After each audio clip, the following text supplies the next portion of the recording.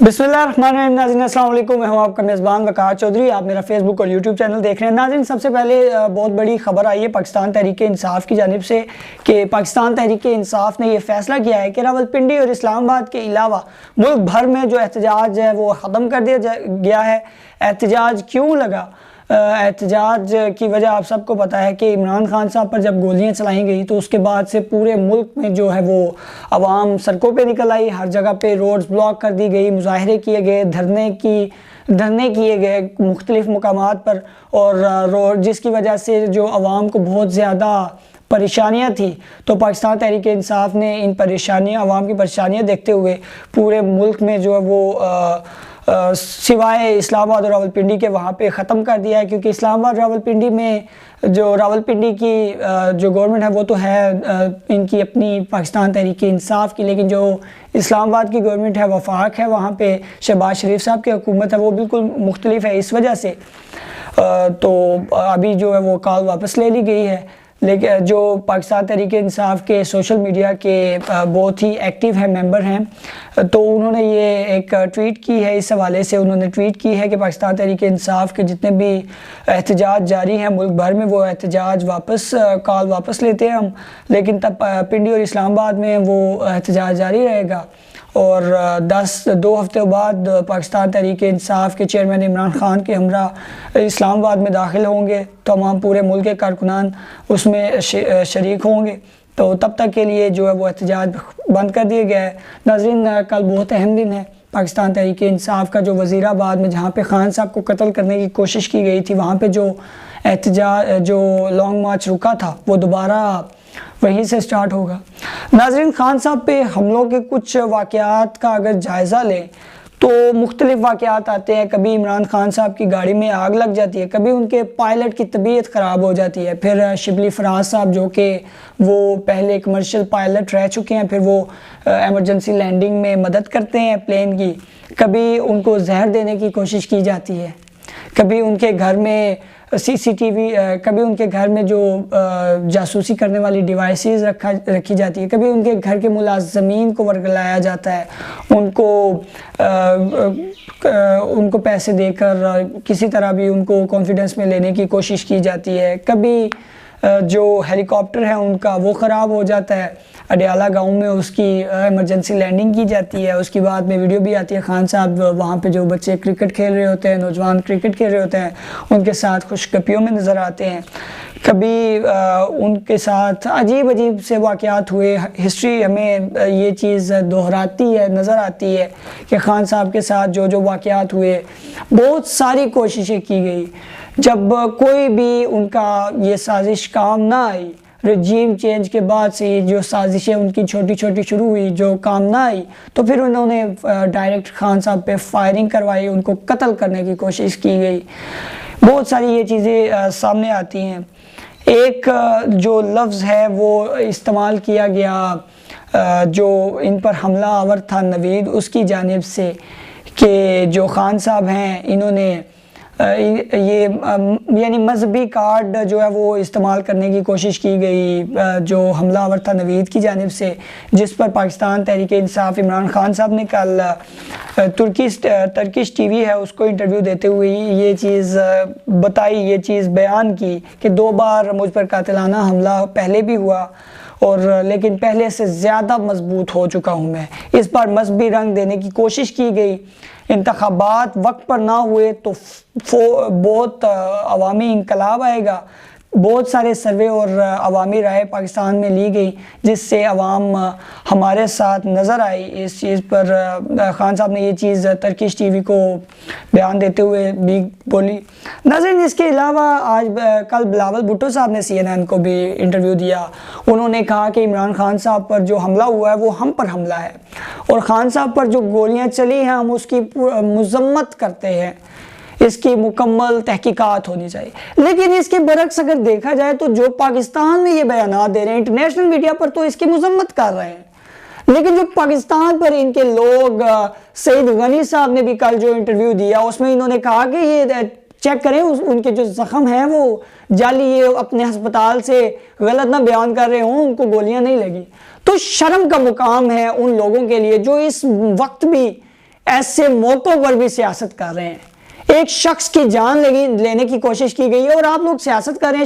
سعید غنی صاحب آپ کے اگر نون لیگ پر دیکھا جائے تو جب پاکستان تحریک انصاف کے چیئرمین عمران خان صاحب نے جب گولی لگی تھی احسن اقبال صاحب کو نون لیگ کے دور میں, تو خان صاحب نے مذمت کی تھی اور نیک خواہشات کا اظہار کیا تھا کہ اللہ پاک جلد صحت دے احسن اقبال صاحب کو. اور احسن اقبال صاحب کیا ٹویٹ کر رہے ہیں جب خان صاحب پر گولیاں لگی ان کو, اس کے بعد خان صاحب نے ایک پریس کانفرنس کی, اس کی تیاری جاری تھی, تو لکھا گیا ان کی ٹویٹ میں کہ ڈرامے کی ریہرسل جاری ہے. تو احسن اقبال صاحب ذرا اپنے آپ پہلو دیکھیں کہ وہ شخص آپ کے لیے کیا سوچ رکھتا ہے اور آپ کیا سوچ رکھتے ہیں. سعید غنی صاحب جو آپ کے قائدین ہیں وہ انٹرنیشنل میڈیا پر مذمت کر رہے ہیں اور آپ پاکستان میں آ کر یہ کہہ رہے ہیں کہ جی پاکستان میں موجود ہو کر پاکستان میڈیا پہ یہ کہہ رہے ہیں کہ ان کو گولی نہیں لگی. بالکل الٹ آپ کے اپنے بیانات ہی نہیں ملتے. تو شرم کرنی چاہیے ان لوگوں کو جو اس موقع پر بھی سیاست کر رہے ہیں. احسن اقبال صاحب آپ تو ایک پڑھے لکھے شخص ہیں, ایک پروفیسر تھے, اور آپ ایسی حرکت اگر کریں گے تو ہم کسی سے بھی یہ توقع کر سکتے ہیں. آپ کے ساتھ بھی ایسا ہوا ہے اور خان صاحب نے مذمت کی, لیکن آپ جو کر رہے ہیں یہ قابل ہم اس پر بھی تشویش کا اظہار کرتے ہیں. لیکن یقیناً آپ کو بھی یہ جو واقعہ ہوا خان صاحب کا, اس میں آپ کو بھی شمولیت کرنی چاہیے اس کمیٹی میں جو تفتیش کرے گی خان صاحب کے واقعے پر. آگے آ جاتے ہیں امریکہ کے جو امور خارجہ پر وائز ہیں نیڈ پرائس ہے. نیڈ پرائس نے پاکستان میں جو حالیہ واقعات ہوئے اس پر تشویش کا اظہار کیا ہے اور عمران خان صاحب کے اوپر جو حملہ ہوا ہے اس پر بھی مذمت کی ہے اس کی. انہوں نے یہ بھی کہا ہے کہ آزاد میڈیا جمہوریت کے لیے لازمی ہے. تو پہلے تو آ جاتے ہیں آپ پر کہ آپ کے جو ڈونلڈ لو صاحب ہیں ان کی وجہ سے تو یہ سب کچھ ہو رہا ہے. اگر وہ سازش ریجیم چینج کی کوشش نہ کرتے تو آج پاکستان میں امن ہوتا. پاکستان بڑی اچھی پوزیشن پر آ چکا تھا, پاکستان کی اکانومک پوزیشن سٹرونگ ہو چکی تھی, پاکستان انٹرنیشنل ریلیشنز میں بہت اوپر جا چکا تھا. خان صاحب نے پاکستان کو بہت اہم جگہوں پر بہتری کا, انٹرنیشنل جو ادارے ہیں انہوں نے بھی اس چیز کا, بلومبرگ نے بھی اس چیز کا اظہار کیا کہ پاکستان میں جو خان صاحب کے دور میں جو اکانومی ہے بہت سٹرونگ ہوئی. پاکستان کے جو انٹرنیشنل افیئرز ہیں اور پاکستان کے انٹرنیشنل ریلیشن شپ ہے اس میں کافی زیادہ بہتری آئی. تو اگر یہ امریکہ جو آج مذمت کر رہا ہے, اگر یہ رجیم چینج کی کوشش نہ ہی کرتا تو آج پاکستان بہت زیادہ بہتری کی طرف جا چکا ہوتا, جو کہ شہباز شریف صاحب کے بعد سے بہت زیادہ نیچے آیا. شہباز شریف صاحب نے چیف جسٹس صاحب کو ایک لیٹر لکھا, اس میں ارشد شریف صاحب اور عمران خان صاحب کی جو تحقیقات, جو واقعے کی تحقیقات کا انہوں نے کہا. تو شہباز شریف صاحب کے بارے میں بھی کچھ فیکٹس ہیں ہمارے سامنے کہ اگر شہباز شریف صاحب ویسے واقعات سے جو FIRs ہیں اس کے حوالے سے بہت زیادہ ڈرتے ہیں.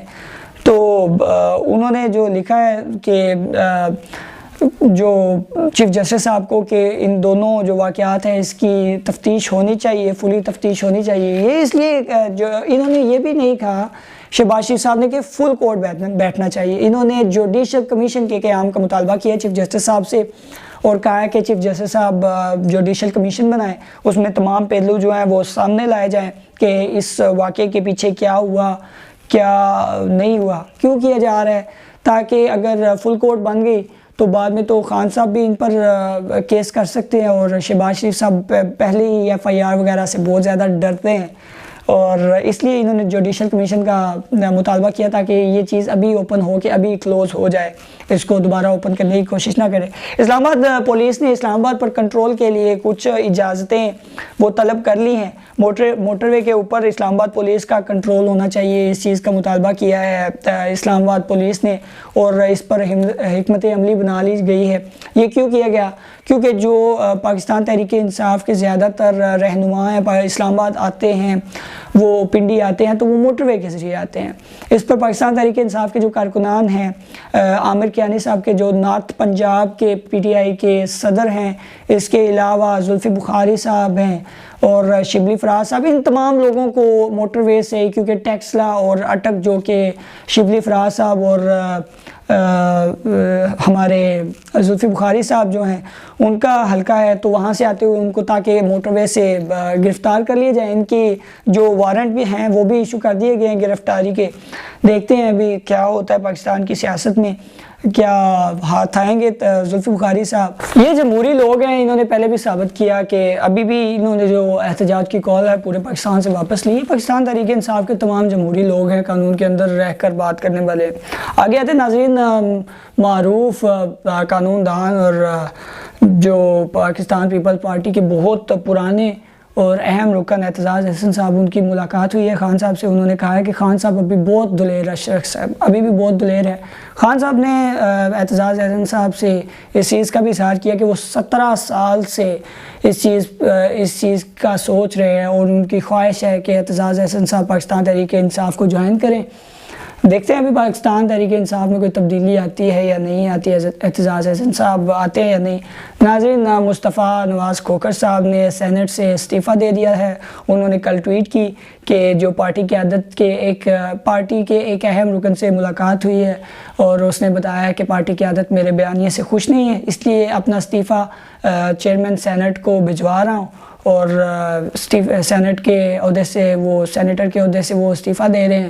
آج وہ اس جو استعفیٰ ہے وہ خود چیئرمین سینٹ تک پہنچائیں گے۔ ناظرین، ایک بہت زیادہ بات گردش کر رہی ہے کہ شاید گورنر راج لگ جائے پاکستان میں۔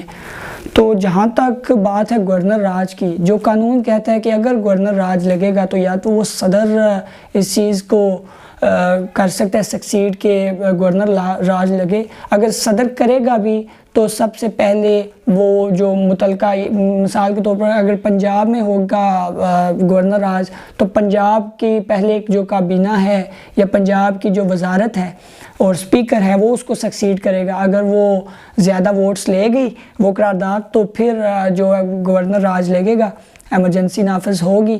لیکن اگر صدر ڈائریکٹلی خود کرنا چاہے تو وہ بھی نہیں کر سکتا، وہ بھی جو سپیکر ہے وہ اس چیز کی قرارداد کو پیش کرے گا، اور قرارداد جب تک متفقہ رائے سے یا زیادہ ووٹس کے ساتھ منظور نہیں ہوتی تب تک وہ اس چیز کو وہ ایمرجنسی نافذ نہیں ہو سکتی۔ ناظرین، پاکستان میں جو صورتحال پیدا ہو گئی ہے، ایمرجنسی نافذ بھی نہیں ہو سکتی کیونکہ اسپیکر پنجاب اسمبلی وہ بھی ان کے اپنا بندہ ہے پی ٹی آئی کا، اور جو صدر ہے جو اس چیز کو لگا سکتا ہے کہ وہ کسی سے پوچھے بغیر بھی اگر ڈائریکٹلی اگر پورے ملک میں وہ ایمرجنسی نافذ بھی کرنا چاہے تو وہ بھی نہیں ہو سکتی کیونکہ صدر کون ہے؟ عارف الوی۔ ناظرین، یہاں تک ساری یہ بات تھی۔ مارشل لا تو ناممکن ہے، ایمرجنسی تو ناممکن ہے، دونوں چیزیں ناممکن ہیں۔ خیر، اگر لگا بھی تو مارشل لا لگے گا، لیکن مارشل لا کا بھی کوئی سچویشن نظر نہیں آ رہی۔ ناظرین، علامہ اقبال صاحب جو شاعر مشرق جنہوں نے پاکستان کا تصور پیش کیا، ان کی آج یوم پیدائش ہے۔ جو پاکستان چھوڑ کے گئے تھے، جو سوچ علامہ اقبال صاحب پاکستان کے حوالے سے سوچ کے گئے تھے، آج پاکستان بالکل اس سے مختلف ہے۔ ہمیں کھڑا ہونا پڑے گا قائد اعظم کی جو اور علامہ اقبال صاحب کی جو سوچ تھی اس کے مطابق پاکستان کو کھڑا ہونا پڑے گا۔ ناظرین، میرا اور آپ کا تعلق یہی تک تھا۔ وقار چودھری کو دیجیے اجازت، اور اپنا خاص خیال رکھیے گا، اپنے اس چینل کا بھی۔ اللہ حافظ۔